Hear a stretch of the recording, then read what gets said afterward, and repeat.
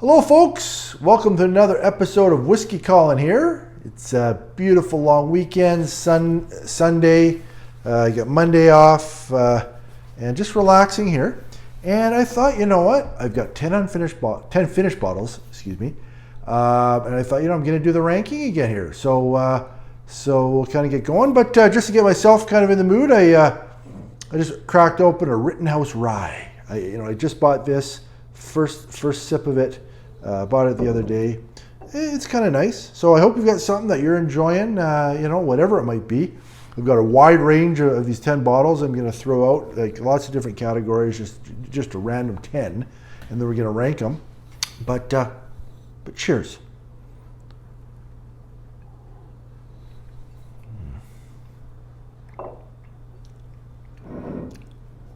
Yes, Rittenhouse is nice. A little spice. A little bit of sweetness, actually. It's nice. I'll do a review on that one of these days. Anyways, let's go to the finished ones here and have a little fun with it. Okay, so I haven't really looked at these very thoroughly. I'll just kind of pick them out of the box, kind of randomly, and then as I kind of work through them, I'll rank them as I go. Okay, so the first one here is Kentucky Owl Bourbon. So this one I really liked. When I started drinking this one, it moved pretty quick off the shelf. It's got a nice grip to it, kind of a nice, really well balanced bourbon. A little bit of spice, a little bit of heat, but a nice grip where in the middle of the sip, all of a sudden it just kind of grips your tongue a little bit and just kind of pushes through. Really like that in a bourbon, and this had it in spades. Excellent bourbon. Okay, now what's the next one in the box here? We've got Michter's Rye. Bourbon. This is the bourbon version. Sorry, I had the rye, that I'm drinking right now. This is also a really, really nice bourbon. The first 2/3 of the bottle I enjoyed immensely. I found the last third, there was a little bit of a weird, almost bready aftertaste that I found just a touch tiresome in a weird way. It's hard to explain. It almost kind of a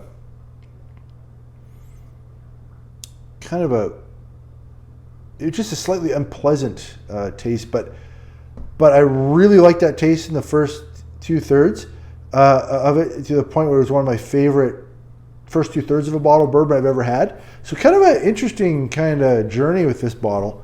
But generally I would definitely recommend it. So we're going to go, number one's going to be here. So I would say that Kentucky Owl is definitely ahead of the Michter's on this one.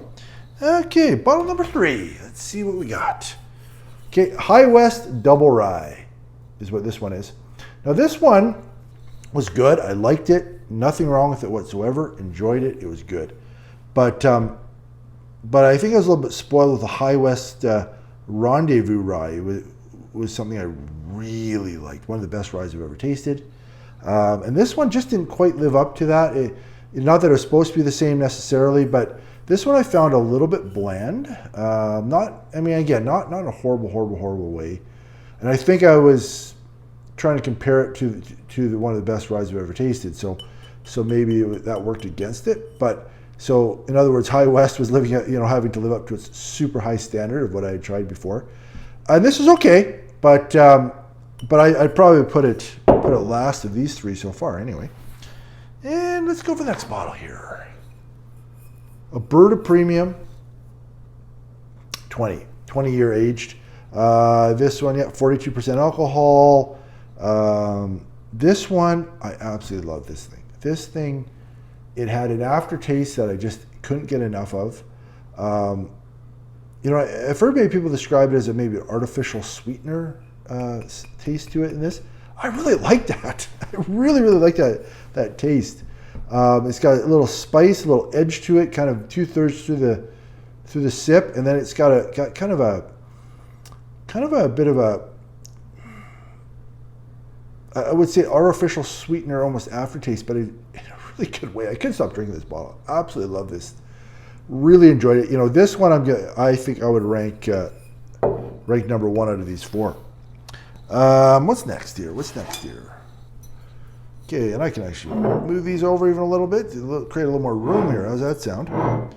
The next one here is Opadan Bourbon. This is really nice, really easy sipping, 46% alcohol. It's finished in French oak and Oloroso sherry casks. Really, really nice. This is a great for, let's say somebody hasn't really tried bourbon before and you're just introducing it to them. This is a great, great pick for that. It's really, really easy to drink, smooth, just a nice balance. It's not extremely hot, extremely spicy. So if you want a little bit more of that in your bourbon, you might find this just a touch, not quite as adventurous, so to speak, but it's really, really, really good. I would actually stick this right here out of these first 5. Okay, so now next bottle up. It's an Irish whiskey, Bushmills. This one, the variety here is it's a smooth and mellow, and it's what else does it say about this one? It doesn't get into too much detail here, I don't think.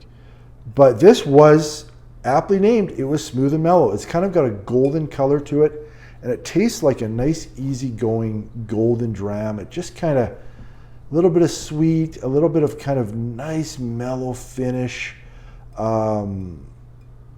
Yeah, it's just a really, really nice, easygoing. This one too would be a great little. It's got a little bit of heat and spice to it, just enough that kind of keep it interesting as well. But this might be a nice one to introduce somebody, let's say Irish whiskey or something. This is one of the best Irish whiskeys I've ever had, actually. I'm usually not the biggest Irish whiskey fan as a rule, because I find it can sometimes have a bit of a coppery, tinny aftertaste to a lot of Irish whiskeys, which I just don't like. This one didn't really have that, and it was nice and smooth and mellow. So this one, I think I'm going to put this one right here out of this group so far. All right, there we go. So now, what's next on the list? And again, you know what? Let me take a little break here. I'm not in a hurry. You can have another sip of this Rittenhouse. Hope you guys have a sip yourself. Cheers.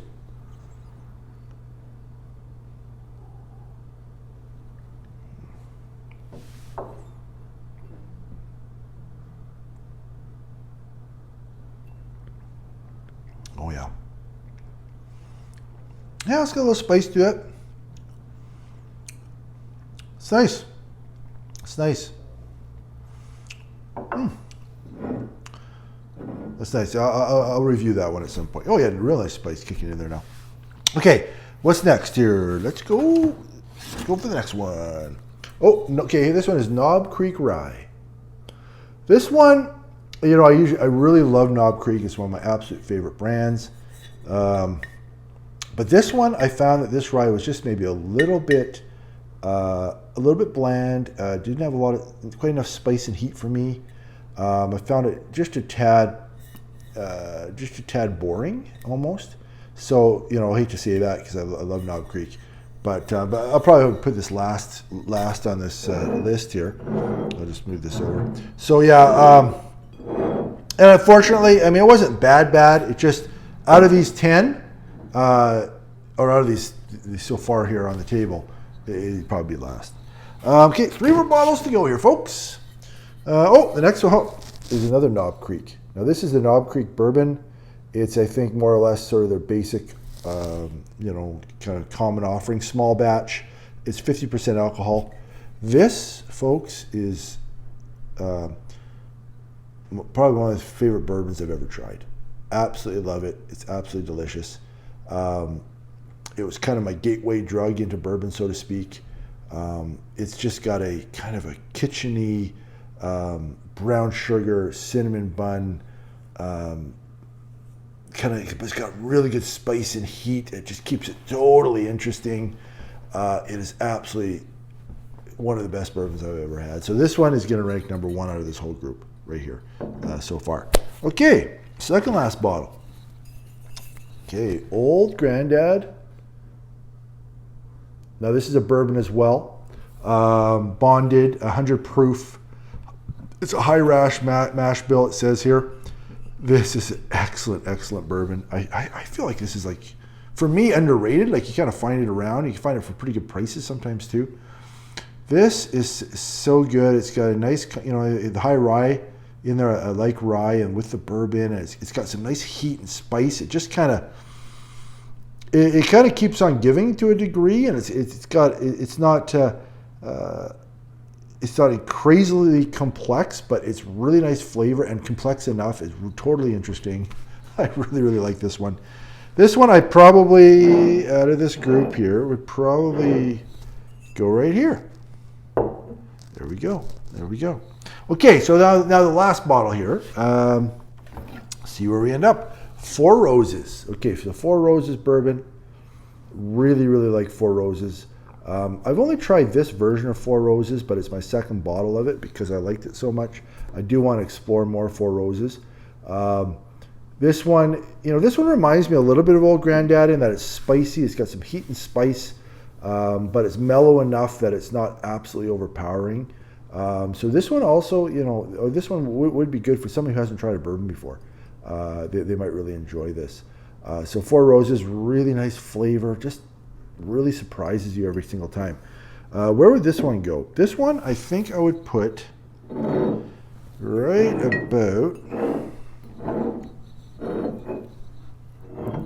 right about here. So we got our ranking, folks. We've got, this is number 10, this is number 1, and all the way down through. All of these I would recommend to try. I know lots of different categories here. We got some bourbons, we got some ryes, we got some Irish, we got some Canadian here. I guess no scotches here. I like scotch a lot too, but these are the 10 that I sort of ended up finishing. So folks, hope you're enjoying your long weekend. Hope you're enjoying a dram while watching this video. Delicious. Take another sip here. Delicious. But yes, I hope that you guys have a dram yourself, enjoy the long weekend, and put any notes, comments in this, below in the video if you guys agree with me, disagree, if you had good or bad experiences with any of these whiskeys, let me know. And folks, have a great night. See you later, everybody.